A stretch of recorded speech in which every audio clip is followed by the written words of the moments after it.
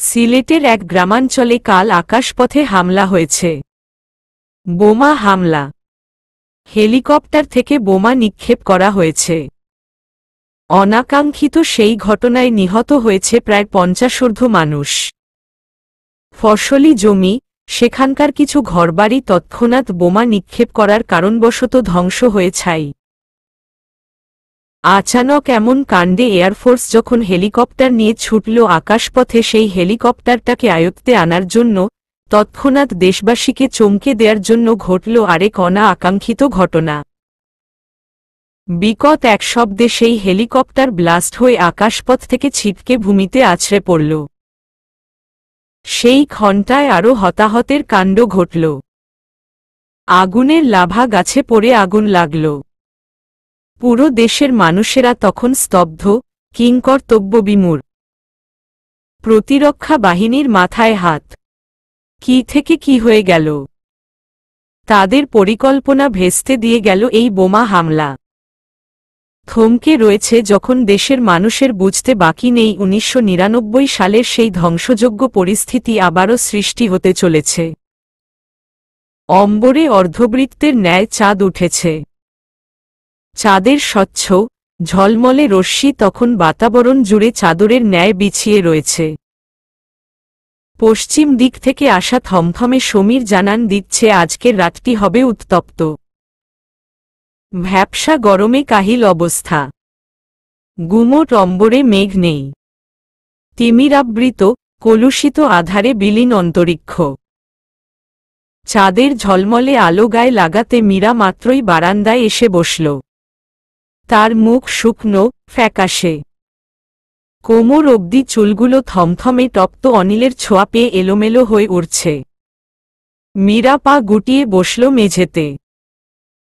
তার মলিন দৃষ্টিপাত আবদ্ধ করল দূর আকাশের স্বচ্ছ, চকচকে চাঁদটার দিকে। চোখের কোণে তার অবহেলায় লেপ্টে থাকা অশ্রুরা রশ্মির দর্শন পেয়ে চিকচিক করে উঠল। ঠোঁট ভেঙে আচানক কান্না আসল মীরার। কান্না উপচে আসল দুঃখে নয়, রাগের প্রকোপে। মীরা যখন মাত্রাতিরিক্ত রেগে যায় তখন তার কান্না পায়। কান্নার দলাটাকে সে পরপর দুমড়ে মুচড়ে ভেতরে পুরে নিল। স্বগতোক্তি করল, পৃথিবীর চরম বদমাইশ লোক তুমি উষান। তোমাকে সামনে পেলে আমি। পরবর্তী শব্দটা শব্দ ভাণ্ডারে খুঁজতে গিয়ে মীরা স্বগতোক্তি করা থামাল। পরক্ষণেই শব্দটা খুঁজে পাওয়া গেলেও সে তা উচ্চারণ করল না। মৌন রইল। তার নিকট বিষাক্ত লাগছে সবকিছু। কারণটা উষান। উষান যেদিন তাকে উজানের বাড়ি পৌঁছে দিয়ে গায়েব হল, সেই যে আর দেখা নেই তার। মাঝে উষান মীরাকে একবার ফোন দিয়ে বলেছিল যাতে সে চট্টগ্রাম ফিরে যায়। মীরা উষানের কথা শোনেনি, তার আদেশ মানেনি, অনুরোধ রাখেনি। মীরার সেই মুহূর্তে একটাই জেদপূর্ণ আবদার, মীরা চট্টগ্রাম যাবে না মানে যাবেই না। সে ঢাকায় চাকরি করবে। মায়ানাকে এখানে নিয়ে আসবে। মাহদি তো আর দেশে নেই। সুইজারল্যান্ড গিয়েছে ব্যবসায়িক কাজে। 2 বছর হল তাও ফিরেনি এখনো।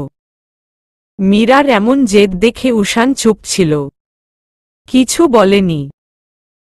মনে মনে প্রথমবার আফসোস করল কেন সে তার বিপরীত ধর্মী নারীর প্রেমে পড়ল না। উষান মীরা একই স্বভাবের, জেদি এবং বড্ড বেশি রগচটা। মানুষ পড়ে বিপরীত ধর্মী মানুষের প্রেমে। আর মীরা উষান, তারা পড়েছে তাদের স্বভাবেরই ব্যক্তির প্রেমে। মীরা ঢাকায় একটা ফ্ল্যাট ভাড়া নিয়েছে। ফুপির কাছ থেকে মায়ানকে নিজের কাছে নিয়ে এসেছে চট্টগ্রামে গিয়ে। এখন সে, রুহি, টুইঙ্কেল আর মায়ান একসাথেই থাকে। মীরা চাকরি খুঁজছে। হয়েও যাবে হয়তো অল্প কয়েকদিনের মাঝে। উষান ভীষণ ক্ষুব্ধ। মীরা কেন তার কথা শোনে না? সে কি আর মীরার ক্ষতি চায়? না তো।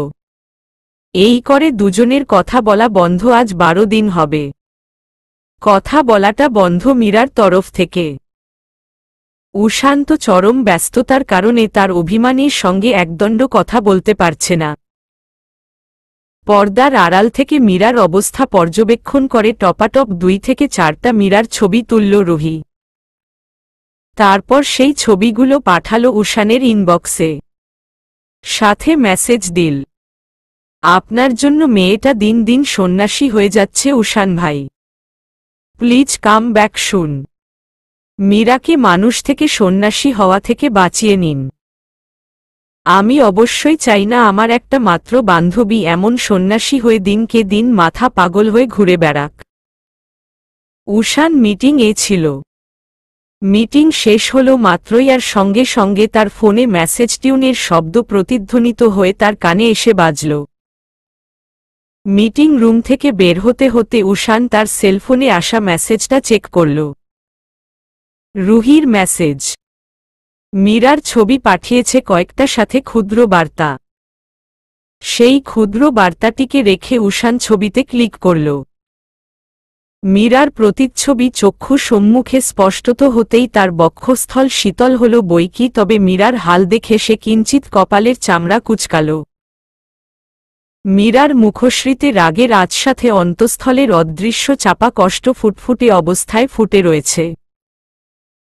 উষান হতাশ দৃষ্টিতে আরেকবার মীরাকে পরখ করে পাওয়ার বাটনে চাপ দিয়ে ফোন বন্ধ করে দিল। সামনে এগিয়ে যেতে যেতে বিড়বিড়িয়ে বলল, রাগ করার কথা আমার। উল্টো রাগ করে বসে আছে সে।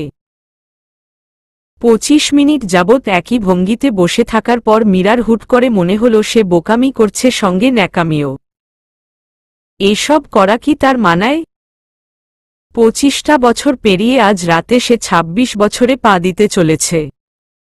তার তো থাকা উচিত একদম কঠিন রূপে, ম্যাচিউর হয়ে। সে কিনা এতবড় দামড়া মেয়ে হয়ে টিপিক্যাল কিশোরীদের মতো আচরণ করছে।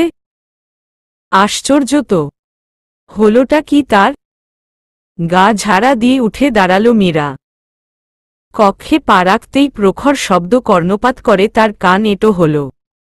ভীষণ রকমের বিরক্তি নিয়ে সম্মুখে পূর্ণপাত দৃষ্টি আবদ্ধ করতেই সে থমকাল, চমকাল, বাকরুদ্ধ হয়ে রইল। Happy birthday Meera. রুহি, উমাইশা, সাথে আরও কয়েকজনের জোরাল চেঁচানোর সুর। উজানের কোলে মায়ান। সে বোনের দিকে হাসি হাসি মুখে তাকিয়ে। টুইঙ্কেল দৌড়ে এসে মীরাকে এক প্রকার ঝাপটে ধরল। মীরা হাঁটু গেড়ে বসে টুইঙ্কেলকে কোলে তুলে নিল। টুইঙ্কেল তার হাতে লুকানো ছোট্ট বাক্সটা এবার সামনে আনল। বলল, তোমার বার্থডে গিফট মিষ্টি, খুলো এটা। টুইঙ্কেলকে এক হাতে জড়িয়েই মীরা ছোট্ট বাক্সটার র্যাপিং পেপারটা খুলে বক্সের বদ্ধ মুখ উন্মুক্ত করে দিল। ভিতরে ছোট্ট একটা প্রজাপতির ক্লিপ। বেশ আকর্ষণীয়। মীরা টুইঙ্কেলের গালে চুমু খেল। বলে উঠল, গিফটটা খুব বেশি সুন্দর প্রিন্সেস। Thank you. কাকে দিয়ে আনিয়েছ এটা? লাফছাপ এনে দিয়েছে। মীরা সামনে এগোল। উমাইশা তাকে জড়িয়ে ধরল। উজান, রুহি উইশ করল তাকে।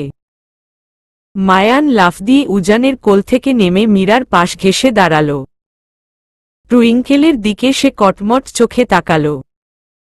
তার মতে এই মেয়েটা আসার পর থেকে মীরা তাকে কম ভালোবাসে।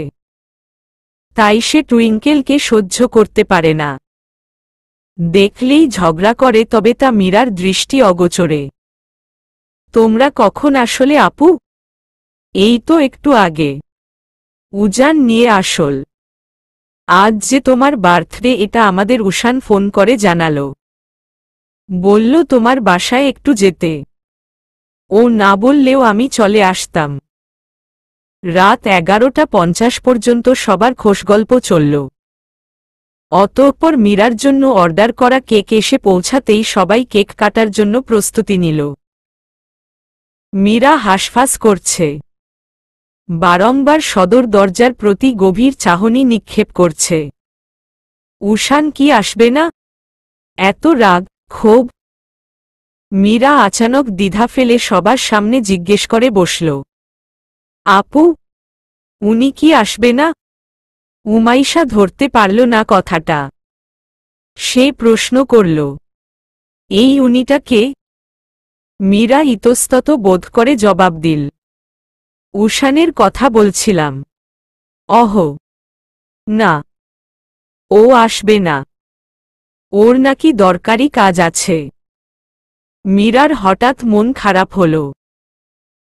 বুক ব্যথা হওয়ার মতো মন খারাপ, ভীষণ ভীষণ মন কেমনের গল্প নিয়ে সে কেক কাটল। তার চারিপাশে নিশ্চিত তাকে ঘিরেই, অথচ সে মনমরা। মলিনতা তার কাউকে বুঝতে দিল না। হাসি হাসি মুখে কয়েক প্রহর পার করে দিল। রাত বাড়ল। তখন রাত ৩টা হবে। যে যার মতে ঘুমোতে চলে গেছে। মীরার সবকিছু গুছিয়ে নিজের কামরায় আসল। দরজা ভিড়িয়ে রেখে বিছানায় গিয়ে শুয়ে পড়ল। কাঁদল কতক্ষণ নিজ মনে। পরক্ষণেই নিজেকে শক্ত করে উঠে বসল। এভাবে কাঁদলে কি হবে? কিছুই না। কিচ্ছুটির সমাধান হবে না। কান্নাকাটি শেষ। বিরক্তিমাখা কণ্ঠ। বড্ড চির পরিচিত মীরার এই কণ্ঠস্বরটা। চমকিত হয়ে সে পিছনে ঘুরল।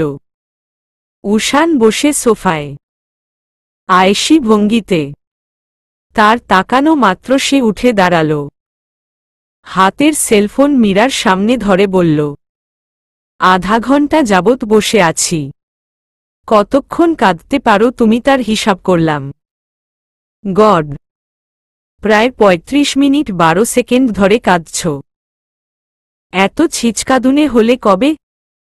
রাগ, নিশ্চিততা, বাহারি ক্রন্দন, অনুভূতির পুরো এক সংমিশ্রণ। মীরা কোনটা রেখে আগে কোনো অনুভূতিটাকে প্রকাশ করবে তা ভেবে ভেবে একটু অন্যমনস্ক হল। তারপর আচানক লাফিয়ে উঠে উশানের শার্টের কলার চেপে ধরে ধমকে বলল, বেয়াদব লোক, ফাজলামো হচ্ছে? তোমাকে আমি চড় লাগাবো আজ। উশান রসিকতার সুরে প্রত্যুত্তর করল, তো লাগাও। নিষেধ করেছি? এই নাও গাল দিলাম বাড়িয়ে। জলদি করো, অনেক কাজ আছে আজ। মীরা থাপ্পড় লাগাল না, বরং চিমটি কাটল জোরে। উশান হেসে গাল সরিয়ে নিল। বলল, ব্যাস এতটুকুই? এতদিনের জমে থাকা ক্ষোভের মাত্র এতটুকু শাস্তি? মীরা নিরুত্তর। উশান শার্টের কলার ছেড়ে সরে গেল। সে মীরা সরতেই উশান তাকে আপাদমস্তক দেখে, সূক্ষ্ম নজরে, খুঁটিয়ে খুঁটিয়ে। দেখা শেষে মীরার প্রতি দৃষ্টি ফেলে শুধায়, লাল রঙে তোমাকে একদম টমেটোর মতো লাগছে মীরা। তোমার নাক, গালও লাল, পুরো আস্ত একটা টমেটো। ছি, কথার কি ছিরি? উশান হেসে ফেলল, বলল, লাল শাড়িতে তোমাকে এতটা সুন্দর লাগবে জানলে আমি অন্যান্য রঙের শাড়িগুলো না এনে শুধু এই লাল রঙের শাড়িই আনতাম। ভ্রুদ্বয়ের মাঝে পরাপর সূক্ষ্ম করে ভাঁজ ফেলল মীরা। সন্দিহান গলায় শুধাল, মানে কি? এই শাড়ি তো আমাকে উমাইশা আপু দিয়েছে। তুমি কখন দিলে? আমিই কিনে দিয়েছিলাম আপুকে, যাতে আমার আসার আগেই তোমাকে শাড়ি পরিহিত অবস্থায় দেখতে পারি। রাস্তায় ছিলাম, জ্যাম ছিল প্রচুর, তাই লেট হল। মীরা নিশ্চুপ। আচানক উশান তার হাত ধরে কাছে টানল। মীরা হতবিহ্বল হয়ে তৎক্ষণাৎ বলল, আরে আশ্চর্য, টানাটানি করছো কেন? দেখা করতে আসলেই শুধু টানাটানি? অশ্লীল লোক। বাকবিতণ্ডায় লিপ্ত হল না উশান। সে মীরার চিবুক ধরে নতজানু হয়ে থাকা মীরাকে সোজা করল। ঠোঁট ছোয়াল গভীর করে চিবুকে। গাল দুটো আগলে ধরে অধরের স্পর্শ আকল অনবরত। গলায় নেমে এসে গভীর করে ঠোঁট ছোয়াল। মীরার অবস্থা তখন বেহাল। মুক্ত বাতাসে ওরা ঘাসের মতো করে কাঁপুনি দিচ্ছিল অবিরত। কাঁপাটে কণ্ঠে কোনো মতে ধমকে বলার চেষ্টা করল, ছাড়ো। উষান ছাড়ল না মীরাকে, বরং বাঁধন নিবিড় করল। কানের পিঠে অধর ছুঁয়ে দিতে দিতে জবাব দিল, আজকে নো ছাড়াছাড়ি, নো দূরে যাওয়া যাওয়ি। আজকে শুধু ভালোবাসা বাসি হবে madam. Let me love you. উষান বাগানে চারা রোপণ করছে, বুনো গোলাপের চারা। মীরা বারান্দায় দাঁড়িয়ে উষানের চারা রোপণ করা দেখছিল এক মনে। সিক্ত কেশ দিয়ে তার পানি পড়ছে টপটপ করে, সেদিকে খেয়াল নেই তার। পানি পড়ে তার সদ্য নতুন শাড়িটার আঁচল পুরো ভিজে গিয়েছে। ভেজা আঁচল মুক্ত সমীরে উড়ে যখন তার হাতে বাড়ি খেল, তৎক্ষণাৎ হুঁশে ফিরল মীরা। উষান তখন উঠে দাঁড়িয়েছে। মীরা ছুটল রুমে। উষানের সাথে যেন চোখাচোখি না হয় তার জন্য আজ সকাল থেকে সে এক প্রকার পালিয়ে পালিয়ে বেড়াচ্ছে। অদ্ভুত হলেও সত্য, মীরা ভীষণ লজ্জা পাচ্ছে, ভয়ানক লজ্জা। উষানের মুখোমুখি হতে হবে তা ভাবলেই তার গাহিম হয়ে উঠছে ত্রপার ভারে। কি মুশকিল! রুমে উপস্থিত হওয়ার পর মীরা চটপট সিদ্ধান্ত নিল সে এখন শাড়ি বদলে উমাইশার রুমে ঢুকবে। সেই একবার যে ঢুকবে, উষান বাসা থেকে না যাওয়া পর্যন্ত আর বের হবে না, কিছুতেই না। স্বগতোক্তি করা শেষ করে মীরা নতুন একটা শাড়ি হাতে নিল।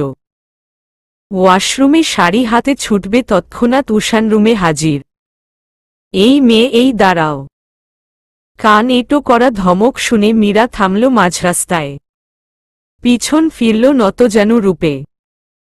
দৃষ্টিপাত যখন তার ভূমিতে স্থির হয়ে, তখন সে শ্রবণ করল তাড়াহুড়ো করে ফেলা পদচারণের শব্দ,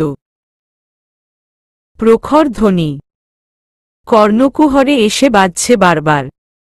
আওর চোখে সম্মুখে তাকাতেই খেয়াল হয় উষান তার সামনে দাঁড়িয়ে।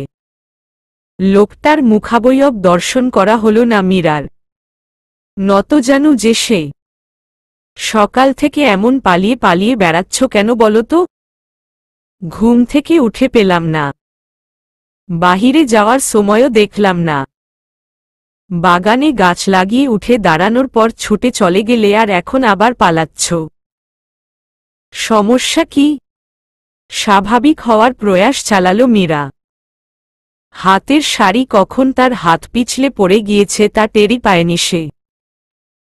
মেঝে থেকে নজর সরিয়ে মাথা তুলল, বলে উঠল, পালাবো কেন? কাজ ছিল তাই রুমে ছিলাম না। উষান তীক্ষ্ণ নজরবিদ্ধ করল মীরাকে। বোঝার চেষ্টা করল আসলে হয়েছেটা কি এই মেয়ের। মীরা যে এইমাত্র মিথ্যা বলছে তা সে পুরোদমে নিশ্চিত। একটু নিখুঁতভাবে মীরাকে অবলোকন করার পর উষানের আসল ব্যাপারটা বোধগম্য হল। অদ্ভুত হাসল সে। কণ্ঠের খাদ নামিয়ে গভীর স্বরে প্রশ্ন করল, কালকের ব্যাপারটার জন্য লজ্জা পাচ্ছ তাই না? মিথ্যা বলবে না। মীরা অপ্রতিভ হল। বুঝল কি করে এই লোক? আশ্চর্য! সে কি মুখবয়বে প্রতিক্রিয়া ফুটিয়ে তুলেছিল? হয়তো। না হলে বুঝবে কি করে? উষানের প্রশ্নে নিরুত্তরহীন সে। ছুটল উষানকে ফাঁকি দিয়ে বাথরুমে। পেছনে হতে উষান তখন চেঁচিয়ে বলল, আশ্চর্য মেয়ে! লজ্জা পাওয়ার কি আছে? কাল রাতে না লজ্জা ভেঙে দিলাম? রুমিশা মাহবুব বাংলাদেশে একজন দায়িত্ববান সাংবাদিক, তা নিঃসন্দেহে বলা যায়। তার হত্যাকারী তার আপন বোন রাহনুমা। ঠিক কি কারণে তাকে রাহনুমা হত্যা করেছে তা জানা যায়নি এখনো। এ বিষয়টা সম্পর্কে আমি বলি স্যার। রুমিশা ছিলেন রাহনুমার ফুফাতো বোন, আপন বোন নয়। তবে তাদের দুজনকে এ যাবৎ আপন বোন হিসেবেই সর্বদা পরিচয় দিয়ে আসা হয়েছে। রাহনুমার বাবা মাহবুব তালুকদার, তিনি তার বোনের অকাল মৃত্যুর পর রুমিশা মাহবুবকে নিজের কাছে এনে নিজের মেয়ের মতো লালন পালন করা শুরু করেন। রুমিশার বাবা ছিল না, তিনি মারা গিয়েছিলেন। তার মৃত্যুর পর তার পরিবার রুমিশা এবং তার মায়ের দায়িত্ব নিতে অস্বীকার করেন। মাহবুব তালুকদার এবং তার স্ত্রী রুদিবা সবসময়ই রুমিশাকে নিজেদের আপন মেয়ে রাহনুমার থেকে রুমিশাকে বেশি ভালোবাসতেন। কারণটা জানা নেই সঠিক। রাহনুমা নিজের বাবা মাকে অন্য একটা মেয়েকে বেশি ভালোবাসা, মর্যাদা দিতে দেখে তিনি ছোট থেকেই হয়ে উঠেছিলেন অদ্ভুত, রগচটা এবং আত্ম অহংকারী। দিনকে দিন অবহেলায় বড় হতে থাকা রাহনুমার মনে ছিল রুমিশাকে নিয়ে বেজায় হিংসা, ক্ষুব্ধতা। রাহনুমার রুমিশার প্রতি ঘৃণার শুরুটা হয় এখান থেকেই। তারপর কিভাবে কি করে রাহনুমা প্রাপ্ত বয়স্ক হওয়ার সাথে সাথে যুক্ত হলেন এক সন্ত্রাসী দলের সাথে। সেখান থেকে তিনি হয়ে উঠলেন হিংস্র, নরপশু। একটা সময় পরিবার থেকে নিরবিচ্ছিন্ন হয়ে গেলেন তিনি। তারপর একদিন রাতের আধারে নিজের বাড়ি ফিরে নিজের বাবা মাকে হত্যা করলেন অত্যন্ত বাজেভাবে। তার লক্ষ্য ছিল রুমিশাকেও মেরে ফেলা। কিন্তু রুমিশা তখন পড়াশোনার জন্য ঢাকায় থাকতেন। সুযোগ পাননি সে রুমিশাকে হত্যা করার। তার কয়েক বছর পর একদিন যখন মোক্ষম সুযোগ হাতে পেলেন তিনি সেদিন রুমিশাকে মেরে ফেললেন। তিনি রুমিশার 2 পুত্র সন্তানের সামনে। সেলফোনে আসা এই বার্তাটিকে কমপক্ষে 4 থেকে 5 বার পড়ে ফেলেছে উজান। বারংবার বোঝার চেষ্টা করছে কে পাঠালো এই বার্তা, কে জানে এ সম্পর্কে। যেই নাম্বার থেকে মেসেজ এসেছিল তার ফোনে, সেই নাম্বারটা ট্র্যাক করতে গিয়ে ব্যর্থ হয় তার টিম। উজানের অন্তঃকরণ তখন তুমুল অবিন্যস্ত। আচানক তার মাথায় এলো সিয়ার নামটা সুস্পষ্ট রূপে। আচ্ছা, এমনও তো হতে পারে সিয়া তার মায়ের দোষ কিছুটা লাঘব করতে এই বার্তাটি প্রেরণ করেছে। কিন্তু সিয়া, এই মেয়েটা এখন কোথায়? কবে ফিরবে আবার? মলিনতা, একরাশ মন খারাপ বৃথা লুকানোর চেষ্টা করল মীরা। তবে সে সফল হল না বোধ হয়। উষান ঠিকই বুঝে নিল তার মন খারাপ। মাত্রই শাওয়ার নিয়ে বেরিয়ে এসে ইউনিফর্ম পরছিল। শেষ দুটো বোতাম তাড়াহুড়ো করে লাগানো কালীন হাত দুটো একটু একটু করে স্থির হয়ে আসল তার। ধীরাজ পায় উষান এগোলো মীরার নিকট। নিকটবর্তী পৌঁছে মীরার হাত দুটো নিজের হাতের মুঠোয় নিল। জোরাল শ্বাস ফেলে বলল, দেখো মীরা, আমি মিশনে যাচ্ছি। সেখান থেকে ফিরে আসা না আসার ব্যাপারটা সম্পূর্ণ আল্লাহ তায়ালার হাতে থাকে। আমি নিশ্চিত হয়ে কিছুই বলতে পারব না। তবে হ্যাঁ, আমি এর আগেও মিশনে গিয়েছি, ফিরেও এসেছি, তবে আহত হয়ে, কখনো বা সুস্থ রূপে। আমার সাথে যারা যেত হয় তারা সুস্থভাবে ফিরত, নয়তো আহত কিংবা মৃত্যু রূপে। আমি আমার অভিজ্ঞতা, কনফিডেন্স থেকে বলতে পারি আমি ফিরব সুস্থ রূপেই। এখন যদি আল্লাহ চান আমি মারা যাই তাহলে মরে যাব। বুঝেছ? মীরাকে বিষণ্ণ দেখালো। উষান হতাশ হয়। মীরা কেন এমন? মেয়েটা কি বোঝে না উষান তার এই রূপ দেখে গেলে নিজের কাজে মনোযোগ দিতে পারবে না? তুমি ম্যাচিউর মীরা, 18 ও 19 বছরের কিশোরী মেয়েদের মতো আচরণ করবে না। আমি ফিরে আসি কিংবা না ফিরি, এটা তোমার ওপর কোনো প্রভাব ফেলবে না। Got it? হা? মীরা নম্র দেখালো, অত্যাধিক নম্র। সবসময় কঠিন দেখানো মীরাকে আচানক যেন পৃথিবীর সবথেকে নম্র মানুষটি মনে হল। গাছপালা যেমন তার খাদ্যবস্তু রোদ, বাতাস, বৃষ্টি না পেলে নেতিয়ে যায়, ঠিক তেমনি করে মীরা নেতিয়ে গেল। অবিন্যস্ত চাহনি মেলে আশেপাশে দেখে মাথা এলিয়ে দিল উষানের প্রশস্ত বুকে। 2 হাত দিয়ে জড়িয়ে ধরার চেষ্টা করল উষানকে, তবে সম্ভবপর হল না। তার হাত দুটো বেশ কাঁপছে। মীরা থেমে থেমে গলার স্বর নম্র করে বলল, তোমার কিছু হলে আমি সত্যি সত্যিই সেই মুহূর্তে মারা যাব আমি। উষান বেফাস হল। তৎক্ষণাৎ সে সামলাল নিজেকে। স্বাভাবিক কণ্ঠে বলল, টিপিক্যাল ওয়ার্ডস। মীরা ক্ষুব্ধ হল। রুষ্ট কণ্ঠে শুধাল, ইটস নট টিপিক্যাল ওয়ার্ডস। উষান হেসে ফেলল। মীরার মাথায় হাত বুলিয়ে দিয়ে বলে উঠল, ওকে ওকে। পরবর্তী কয়েক লহমা মীরা নিশ্চুপ রইল।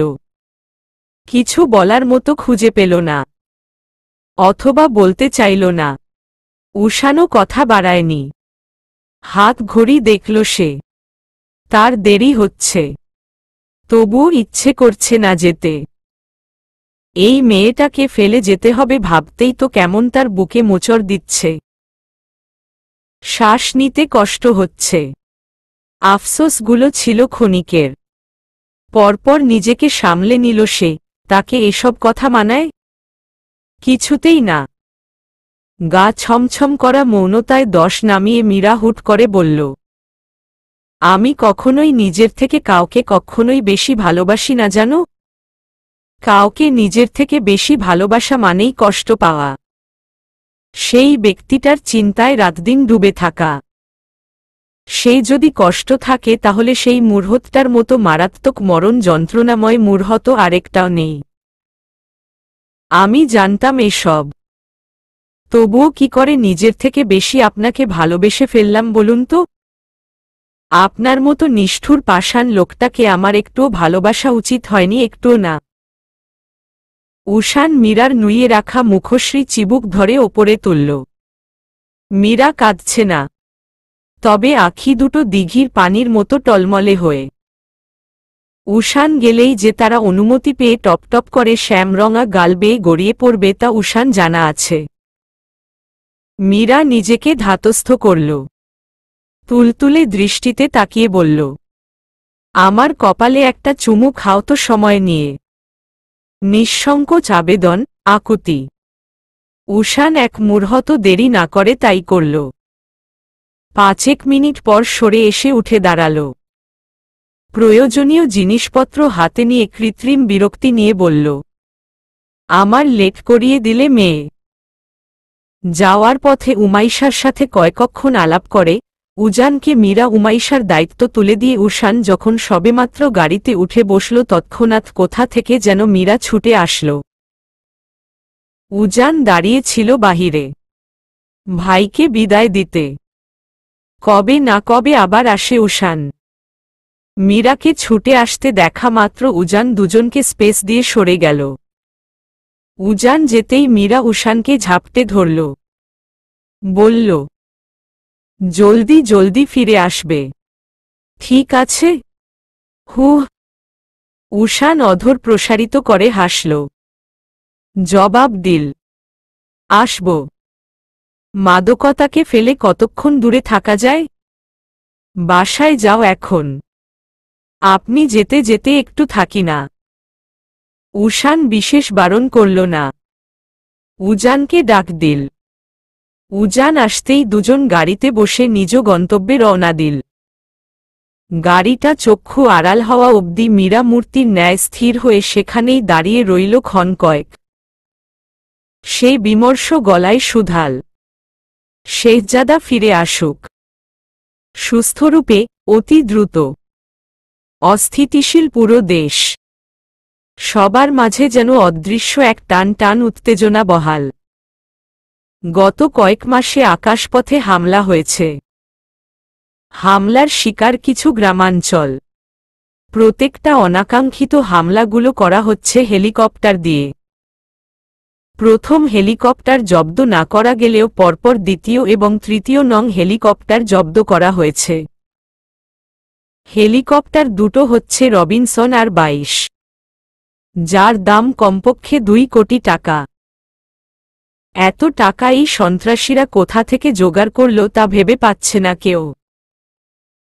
এয়ারফোর্স হেলিকপ্টার জব্দের পাশাপাশি হেলিকপ্টারে থাকা দুজন লোক পাইলট এবং উপরস্থ হামলা করা লোক দুটোকে আটক করেছে। তবে ভীষণ আশ্চর্যজনক ব্যাপার হচ্ছে সেই দুজনেরই জিহ্বা কেটে ফেলা হয়েছে। পা দুটোও জখম। কারো সাহায্য ছাড়া কখনোই তারা চলাচল করতে পারবে না। হাত দুটোর অবস্থাও নাজেহাল প্রায়। তবুও কি করে এতটা দক্ষভাবে একটা হেলিকপ্টার চালালো পাইলট তা বোঝা দুষ্কর। তাদের দুজন তার কয়েক মাস পর হামলার দুজন সহ মোট 4 জনকে রিমান্ডে নেওয়া হয়। কঠোর হতে কঠোর পাষণ্ডিক অত্যাচার করেও সেই 4 জনের মুখ থেকে একটা শব্দও বের করা যায়নি। শব্দ বের করলেই বাকি।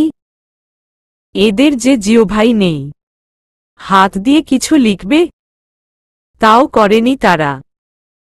পাষণ্ডিক নির্যাতন বন্ধ করে হতাশ হয়ে যখন পুলিশ কর্মকর্তারা বেরিয়ে আসল জেল থেকে ঠিক তখনই বিস্ফোরণ ঘটে। সেই 4 জনকে যেই কক্ষটায় আটকে রাখা হয়েছে সেই কক্ষটায় ধারণা করা হয় তাদের শরীরের ভেতর বোম সেট করা ছিল। ডেডবডি হতে তাই বোঝা যায়। কি নিষ্ঠুর, নিখুঁত বুদ্ধি! এগুলো কার কাজ তা জানতে উৎসুক তখন দেশের এক একটি মানুষ। ব্যস্ত করিডোর ধরে হাঁটছে উষান। তার চারপাশ দিয়ে যাওয়া জুনিয়র কয়েকজন যাওয়ার পথে সম্মান প্রদর্শন করছিল।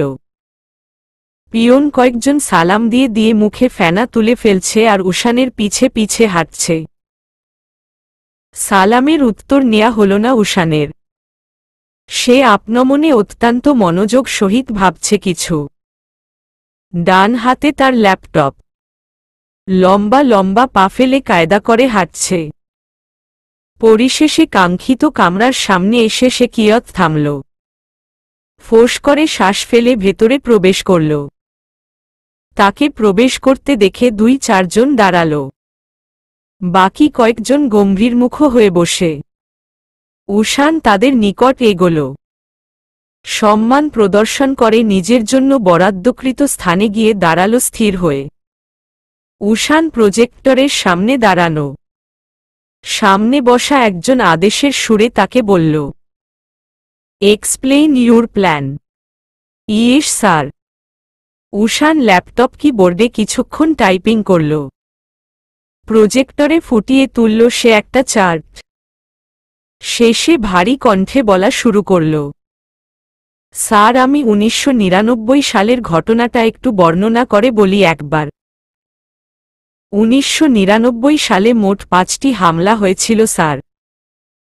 প্রথম হামলা সংঘটিত হওয়ার 3 মাস পর হয় দ্বিতীয় হামলা, দ্বিতীয় হামলার 4 মাস পর সংঘটিত হয় চতুর্থ হামলা, চতুর্থ হামলার 5 মাস পর হয় পঞ্চম অ্যাটাক। একটু খেয়াল করে দেখলেই দেখবেন স্যার ওদের অ্যাটাক করে একটা বিন্যস্ত সংখ্যা মিলিয়ে 3, 4, 5 এবং ওরা অ্যাটাক করা জেলা ভিত্তিক। এক একটা জেলার ফসলি জমিতে নয়তো গ্রামের ঘরবাড়িতে। যেখানে মানুষজনের আনাগোনা কম সেখানে। চার্টে দেখুন স্যার। ওরা আসলে মানুষ মারতে চাইছে না, চাচ্ছে অন্য কিছু। দেশে একটা অস্থিতিশীল পরিস্থিতি তৈরি করতে চাচ্ছে। লোকটি এবার নড়েচড়ে বসল। স্ক্রিনে দৃষ্টি ফেলল। সে উষানের সিনিয়র বেশ। নাম ইনান শেখ। ইনান শেখ জলদগম্ভীর কণ্ঠে সুধাল, দেখলাম। স্যার এবার এখনকার সন্ত্রাসী হামলার ঘটনাটা খুলে বলা যাক। আগেরবার এই সন্ত্রাসীরা হামলা করেছিল ভূপথে, কিন্তু এবার করছে আকাশপথে। যার কারণবশতই এবার এই সন্ত্রাসীদের হ্যান্ডেল করার দায়িত্বটা এয়ারফোর্সের ওপর এসে পড়েছে উষান। আগেরবার পুলিশ অ্যাব হ্যান্ডেল করেছিল ব্যাপারটা, কিন্তু ফলাফল খুব একটা সুপ্রসন্ন ছিল না। Yes sir. এবার সন্ত্রাসীরা হামলা করছে অন্যভাবে। আগেরবার যেমন ওদের হামলা করার চার্ট ছিল 3, 4, 5, এবার ঠিক তার উল্টোটা। এইবার ওদের প্রথম হামলার ওপর দ্বিতীয় হামলাটা হয় 6 মাস পর এবং দ্বিতীয় হামলার পর তৃতীয় হামলাটা হয় 5 মাস পর। তাহলে স্যার খুব ইজিলি বলা যায় তৃতীয় হামলাটা ওরা করবে ঠিক 4 মাস পর। অলরেডি 3টে হামলার 3 মাস চলে গিয়েছে। আমাদের হাতে আছে 1 মাস। And most important topic is পরবর্তী হামলাটা ঠিক কোথায় হবে? Then I explain it. প্রথম অ্যাটাক হয়েছে সিলেটে। দ্বিতীয় হামলা হয়েছে সিলেটের পার্শ্ববর্তী জেলা মৌলভীবাজার এবং তৃতীয় হামলা হয়েছে মৌলভীবাজার জেলার পার্শ্ববর্তী জেলা হবিগঞ্জ। এন্ড ফাইনাল চতুর্থ অ্যাটাকটা আসবে ব্রহ্মবাড়িয়াতে। ম্যাপে খেয়াল করলেই দেখা যায় ওরা আসলে এগোচ্ছে ইন্ডিয়ার পার্শ্ববর্তী যেই জেলা সেখান থেকে। অ্যাটাকটা হতে পারে স্যার সেখানকার মানুষজন কম এমন এক স্থানে। সেই স্থানটা হয়তো টার্গেট করতে পেরেছি। আমি আমার টিম নিয়ে সেখানে আজই যাচ্ছি। ওখানকার পরিস্থিতি পর্যবেক্ষণ করা জরুরি। 1 মাস হাতে আছে। কামরায় উপস্থিত সকলে মুগ্ধ হল উশানের তীক্ষ্ণ বুদ্ধিসম্পূর্ণতায়। তবে তারা প্রতিক্রিয়া দেখালো না কোনো। ইনান শেখ উশানের উপস্থাপনা এবং উপস্থিত বুদ্ধিমত্তায় খুশি হলেও সে কিছু তেমন কিছু বলল না। মিনিটখানেক বাদে জিজ্ঞেস করল, এটাকটা না হয় আমরা আটকাতে পারলাম উশান, কিন্তু what about the mafia team? ওরা বহুদিন যাবৎ দেশের মাটিতে ঘুরে দেশেরই ক্ষতি করছে। ওদেরকে ধরাটা জরুরি। এই ব্যাপারটা আমায় ম্যানেজ করতে দিন স্যার। আই উইল হ্যান্ডেল ইট। আগে এই অ্যাটাকটা সফলভাবে আটকে নেই, তারপর বাকি কাজটাও সহজ হবে। ওদের আস্তানা, ওদের পুরো টিম ধরতে খুব একটা কষ্ট করতে হবে না। I believe you man. তারই পরিপ্রেক্ষিতে এই দায়িত্বটা তোমার আরোপ করেছি। বাই দ্য ওয়ে, তোমার টিমের অবস্থা কি? সবাই রেডি? Yes sir. তোমার লাগবে কিছু? Helicopter or something? স্যার, আমার হেলিকপ্টার দরকার। বেল 407 হলেই চলবে। 30টা গ্রেনেড, 35টা রাইফেল, 10টা পিস্তল সাইলেন্সার লাগানো। ওয়ালথার পিপিকে 31টা। ইনান ভরাট কণ্ঠে জবাব দিল, আজ রাতেই পেয়ে যাবে। টুইঙ্কেল বেশ মনোযোগ সহকারে বিরিয়ানি খাচ্ছে। খাচ্ছে বললে ভুল হবে, সে আসলে চামচ দিয়ে খাবার নড়াচড়া করছে। চামচের সাহায্যে তার প্লেটে থাকা মাংসের টুকরোগুলো রুহির প্লেটে পাচার করে টুইঙ্কেল স্বস্তির শ্বাস ফেলল। তার গরুর মাংস পছন্দ না, কারণ তার মতানুসারে গরু একটা বিশাল দানবাকৃতির উদ্ভট প্রাণী।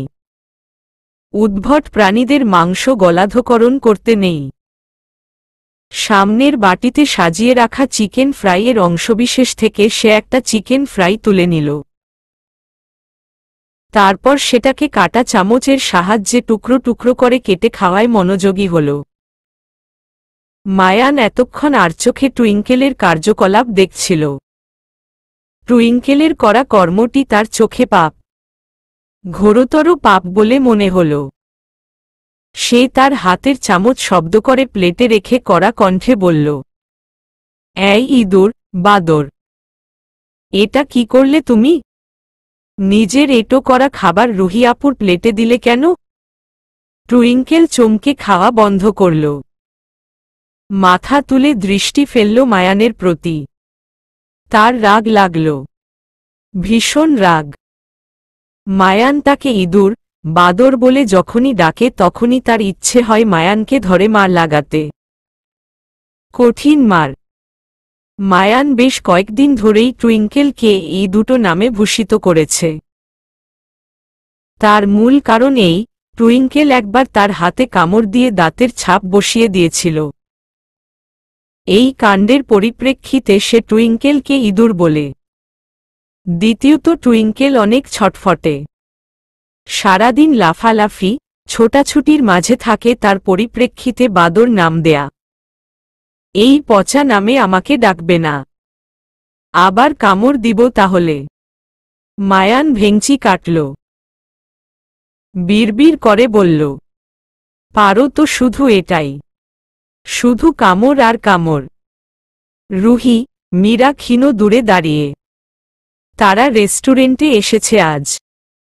মীরাকে মৌনরূপে দেখে রুহি প্রশ্ন ছুড়ল, মাহদি আঙ্কেল তোর আর উশান ভাইয়ের বিয়ের ব্যাপারে কবে থেকে জানে? মীরা কিছুক্ষণ পর প্রত্যুত্তর করল, ধীরে সুস্থে, মোলায়েম কণ্ঠে, সেই শুরু থেকেই। আমি যখন জানতে পারলাম তার পরপরই বাবাকে জানিয়েছি। বাবা শুনে রাগ করেনি জানিস, বরং খুব খুশি হয়েছিল। তারপর কয়েকদিন পর উশান ভিডিও কলে বাবাকে সাক্ষী রেখে ধর্মীয় মতে আমাদের বিয়ে হয় আবারও। তুই ছিলি না তখন, তোর মামার বাসায় যে গেলি তখন হয়েছে। রুহি ভীষণ মন খারাপ নিয়ে বলল, এইটা ঠিক করো নাই জান, আমারে রাইখা তুমি বিয়া কইরা ফালাইলা। আচ্ছা যাই হোক, আঙ্কেল দেশে ফিরবে কবে? মীরা, মাহদির কণ্ঠ। মীরা আকাশসম চমকে পিছনে তাকাল। মাহদি হাসি হাসি মুখে দাঁড়িয়ে। বাবাকে দেখে ছুটে গেল মীরা। পরপর ছুটল মায়ান। মীরাকে মাহদি আগে থেকে জড়িয়ে ধরায় মায়ান বাবার পা ধরে ঝুলে আদুরে কণ্ঠে বাবাকে ডাকল। টুইঙ্কেল সে দৃশ্য দর্শন করে ঠোঁট বাঁকিয়ে বলল, আমাকে বাদর বলে হো। এখন যে নিজে বাদরের মতো ঝুলছে। তখন পরন্ত বিকেল। পশ্চিমাকাশে ডুবো ডুবো প্রায় কমলাটে সূর্য। বিদায় বার্তা জানাতে জানাতে সূর্য হেলে পড়েছে পশ্চিমের কোলে। বাতাবরণে বইছে তখন উত্তপ্ত হাওয়া। নিদারুণ তপ্ততা আষ্ঠেপৃষ্ঠে জড়িয়ে আছে মেদিনী জুড়ে। কম্পমান শূন্য পাতা দীর্ঘ সময় যাবৎ পানির স্পর্শ না পেয়ে নির্জীব হয়ে রয়েছে। স্যাতস্যাতে তপ্ত আবহাওয়া তখন বর্ষণের ছোঁয়া পাওয়ার লোভে মরিয়া হয়ে উঠেছে। অথচ অম্বর তখন স্পষ্ট পরিষ্কার, ঝকঝকে। মেঘমেদুরের ছিটে ফোঁটা অবধি নেই। ব্যাপক গরমে যখন অতিষ্ঠ হয়ে উশানের টিমের বাকি সদস্যগণ ঠিক সেই ক্ষণকালেই উশান বিনা ক্লান্তিতায় সরু মাঠটায় হেঁটে হেঁটে টিমকে নির্দেশনা দিচ্ছে। হাত নাড়িয়ে নাড়িয়ে বোঝাচ্ছে কিছু মনোযোগ সহকারে। উপস্থিত সকলে হতবিহ্বল তখন। ভ্যাপসা গরমে যখন তাদের জিভ বেরিয়ে আসার উপক্রম সেখানে উশান কি করে এতটা সময় বিনা ক্লান্তিতায় হাঁটতে হাঁটতে তাদের নির্দেশনা দিচ্ছে? উশানের মুখশ্রী রক্তিম আভায় ছেয়েছে রোদের উত্তাপে। তবুও একবার তাকে দীর্ঘ নিঃশ্বাস অবধি ফেলতে দেখা গেল না। অনর্গল কথা বলে যাচ্ছে বিরতিহীন রূপে। আচানক উপস্থিত সকলে ধরেই নিল উশান আসলে অনুভূতিহীন এক মানব। এই লোকটাকে রড দিয়ে পেটালেও বোধহয় ও শব্দটুকুও করবে না। Isn't it clear? সকলে সম্বিত ফিরে পেল। হতবিহ্বলের রেশ চট করে কাটিয়ে সস্বরে বলে উঠল, ইয়েস স্যার। উশানের মুখশ্রীতে গম্ভীরতা, ভারী কণ্ঠ, ধারালো চোখের দৃষ্টি। উপস্থিত ব্যক্তিবর্গকে তীক্ষ্ণ চাহনি নিক্ষেপ করে পর্যবেক্ষণ করল একবার। ভরাট কণ্ঠে শুধালো, গুড। আমাদের হাতে কিন্তু আর 4 দিন আছে। মাথায় রাখবেন বিষয়টা। আরেকটা ব্যাপার ক্লিয়ার করি, আমাদের যে করেই হোক পরবর্তী এটাক যেই হেলিকপ্টার দিয়ে হবে সেই হেলিকপ্টার তার কাঙ্ক্ষিত স্থানে পৌঁছানোর আগেই আমাদের সেই হেলিকপ্টারকে আমাদের কবজায় নিতে হবে। যত দূর জানতে পেরেছি, হেলিকপ্টারে এমন একটা ডিভাইস আছে যা মূল সন্ত্রাসী কেন্দ্রে সিগন্যাল পাঠায়। ওরা কাঙ্ক্ষিত স্থানে পৌঁছানোর পর যখন হামলা করে, হামলা করার পরপরই সিগন্যালটা সেই কেন্দ্রে যায় আর ঠিক তখনই হেলিকপ্টার ব্লাস্ট হয়। আমরা যদি হেলিকপ্টার আগে থেকে আমাদের আয়ত্তে নিতে পারি তাহলে সিগন্যাল যাবে না। আর সন্ত্রাসীদের আস্তানা শনাক্ত করাও আমাদের পক্ষে সহজ হবে। ক্লিয়ার? সকলে একযোগে মাথা নাড়ল। একজন কৌতূহল চেপে না রাখতে পেরে জিজ্ঞেস করল, স্যার একটা প্রশ্ন করি? Yeah sure. আপনি এত ইনফরমেশন পান কোথা থেকে? উষান গম্ভীর চোখে তাকাল। প্রশ্নকর্তা এতে অপ্রতিভ হয়ে পড়ে হাঁসফাঁস করে খেয়াল করার চেষ্টা করে সে কিছু ভুল বলল কিনা। উষানের জবাব আসলো 5 সেকেন্ড পর।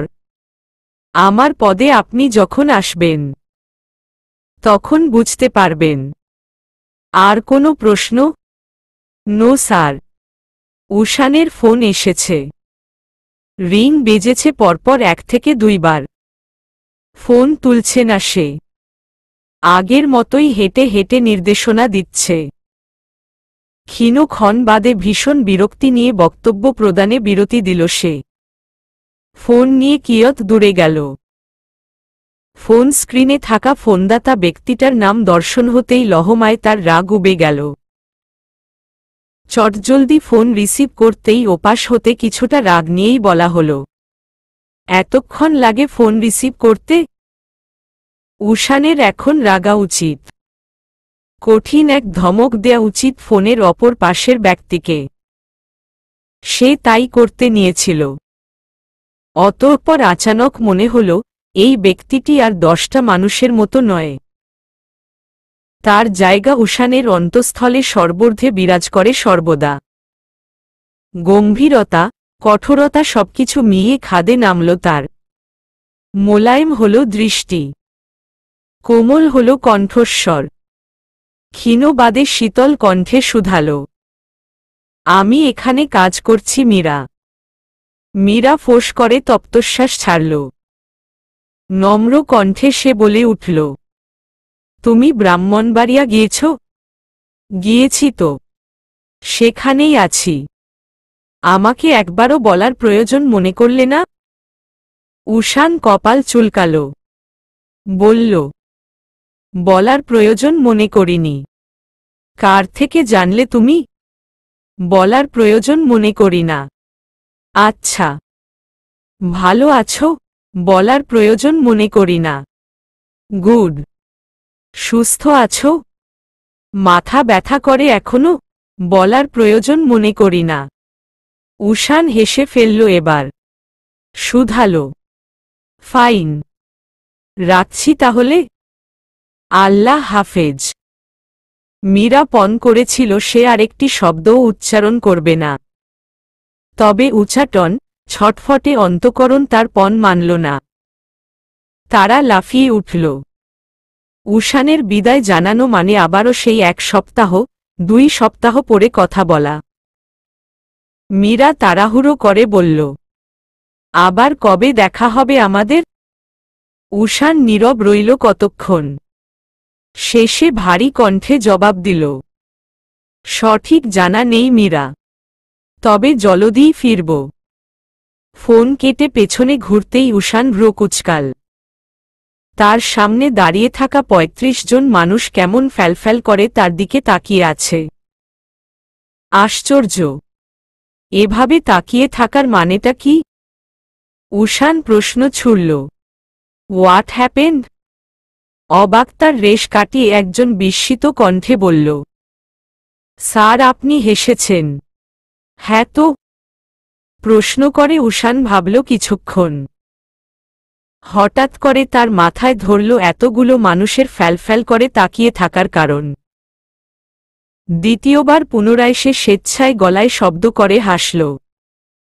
কর্মক্ষেত্রে সর্বদা গম্ভীর হয়ে থাকার দরুন আজ পর্যন্ত কারো সাথে সৌজন্যতা বজায় রাখার খাতিরেও সে হাসেনি কখনো। আজ এত বছরের চলে আসা এক অবাধ্য নিয়ম মীরা ভেঙে ফেলল।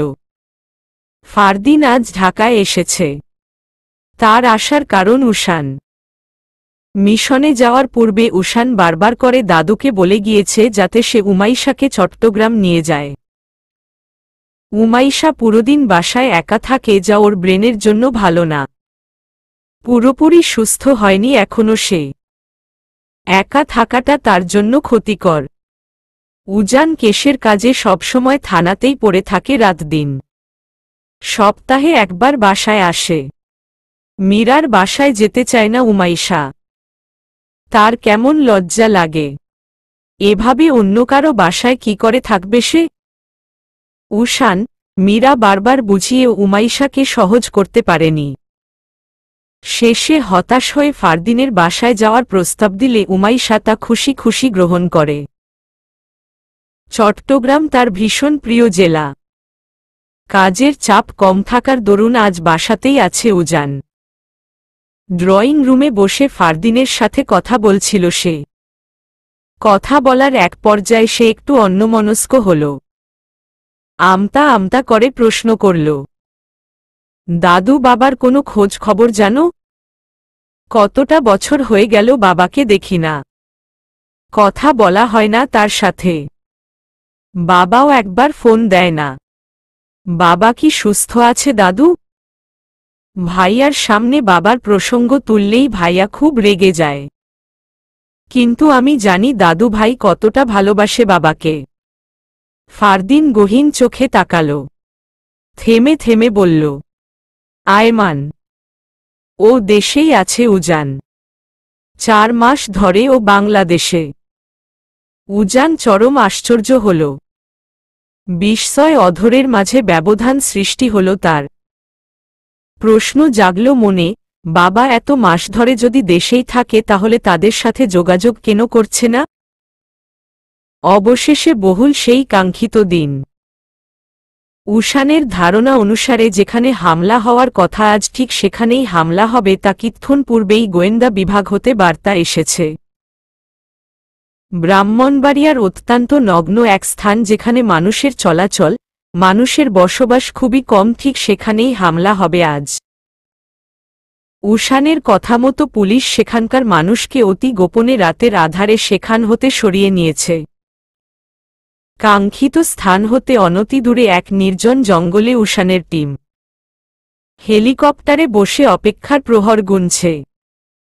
উষানের নির্দেশ পেতেই তারা আকাশপথে ছুটবে। উষান বুলেটপ্রুফ জ্যাকেট পরে জঙ্গলের আশেপাশ দেখছিল। ঠিক তখন তার টিমের একজন সদস্য দৌড়ে আসল। অতীব দ্রুত কণ্ঠে সে বলল, স্যার, আপনার কথা অনুযায়ী আজ আকাশপথে প্লেন, হেলিকপ্টার চলা নিষেধ ছিল। কিন্তু মাত্রই কক্সবাজারের সমুদ্রে থেকে প্রায় কয়েক কিলোমিটার দূর থেকে একটা হেলিকপ্টার আসা শুরু হয়েছে। হেলিকপ্টারটা রবিনসন 22 স্যার। স্যার, হেলিকপ্টারটা কোনো রেকর্ডে পড়ছে না। মেবি ওইটাই সন্ত্রাসীদের হেলিকপ্টারটা স্যার। এবার ওরা 3টা হেলিকপ্টার নিয়ে এগিয়ে আসছে। উষান ব্যস্ত পায়ে সামনে দৌড়ানো শুরু করল। বলে উঠল, সবাই প্রস্তুত হও। 6টা হেলিকপ্টারের বদলে এখন 15টার মতো হেলিকপ্টার আনা হয়েছে। 35 জনের পাশাপাশি রয়েছে জরুরি প্রয়োজনে আরও 50 জন। কাল রাতেই এই ব্যবস্থা করেছিল উষান। তার বারংবার মনে হচ্ছিল শেষের হামলাটা এতটা সাধারণ হবে না, গুরুতর কিছু হবে। প্রায় 16 বছর পরপর এই সন্ত্রাসী দল হামলা করেছে। এবার না ধরতে পারলে আবারও 16 বছর পর ধ্বংসযজ্ঞ চালাবে এরা। চট্টগ্রামের আকাশপথে গিয়ে আয়ত্তে আনা হল সন্ত্রাসীদের সেই হেলিকপ্টার 3টি। প্রবল গুলি বর্ষণ, কান এঁটো করা প্রখর শব্দ শ্রবণ করে তখন ভূমিতে অবস্থানকৃত মানুষজনের রুহু কেঁপে উঠল। দীর্ঘ 2 ঘণ্টার পরিশ্রমে হেলিকপ্টার 3টি যখন ভূমিতে আনা হল তার পরপরই আচানক উষান পাইলট ছাড়া বাকি 3 জন সন্ত্রাসীকে গুলি করে বুক ঝাঁঝরা করে মেরে ফেলল। বাকি পাইলট 3 জন এবার সুস্থ, স্বাভাবিক। জিহ্বা কিংবা হাত, পায়ে তাদের কোনরূপ আঘাত নেই। উষান পাইলট 3 জনের কাছে এগোল। শান্ত থেকে ছুড়ে দিল বুক কাঁপানো চাহনি। পিস্তলে বুলেট লোড করতে করতে অতি শীতল কণ্ঠে শুধাল, দেশে জন্মে, দেশের মাটিতে বসবাস করে দেশেরই ক্ষতি করিস? পাইলট 3 জন জবুথবু হয়ে মাটিতে বসে কাঁপছে। উষান সূক্ষ্ম দৃষ্টিতে তাদের পর্যবেক্ষণ করা শেষে বুঝে নিল এই 3 জনের আসলে কোনো দোষ নেই, এরা নির্দোষ। কিন্তু কোনো এক অদৃশ্য হাত আছে যার পরিপ্রেক্ষিতে তারা আজ এরূপ অবস্থায়। হাঁটু গেড়ে ভূমিতে বসল উষান। হাতের পিস্তল ঘোরাতে ঘোরাতে জিজ্ঞেস করল, তোদের আসল আস্তানা কোথায়? সত্যি করে বলবি? দুজন মুখ খুলল না। কাপা কাপা চোখে তারা শুধু উষানকে দেখল। তৃতীয়জন বলল, আমরা খারাপ লোক না স্যার, বিশ্বাস করুন। ওরা আমাদের বাধ্য করেছে।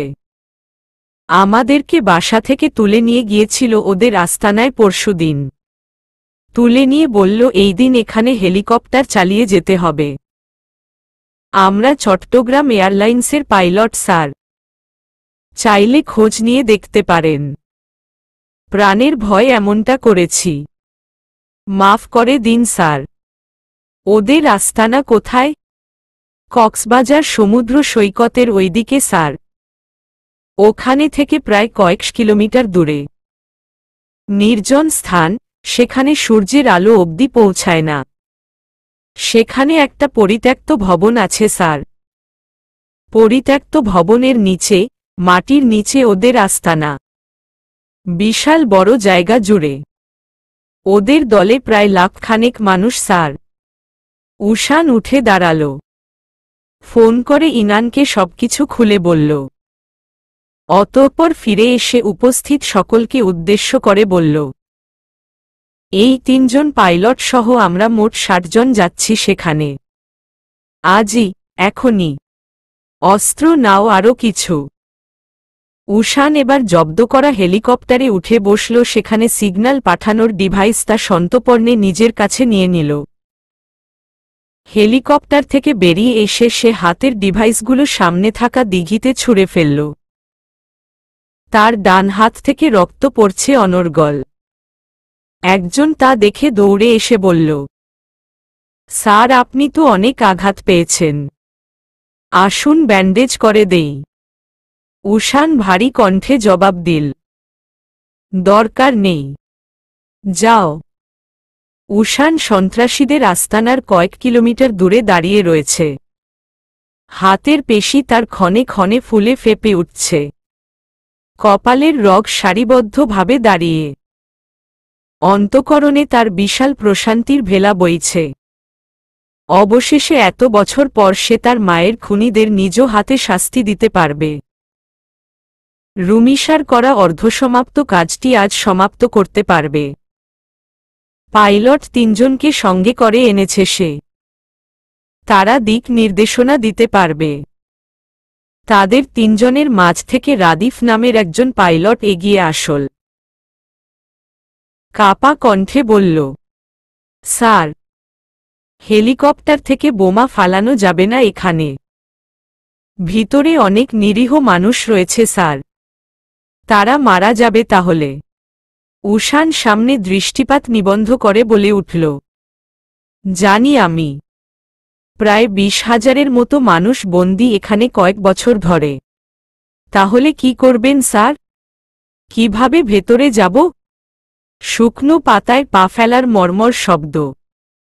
উষান ঠোঁটে আঙুল দিয়ে চুপ করতে বলল। তারা আড়ালে সরে আসল। প্রায় 20 মিনিট পর বেরিয়ে আসল ঘন জঙ্গলের মাঝ থেকে সিয়া। গাছপালার আড়ালে দাঁড়িয়ে থাকা উষান ঠোঁট বাঁকিয়ে হাসল। বলল, শি উইল বি হেল্প আছো। চলবে।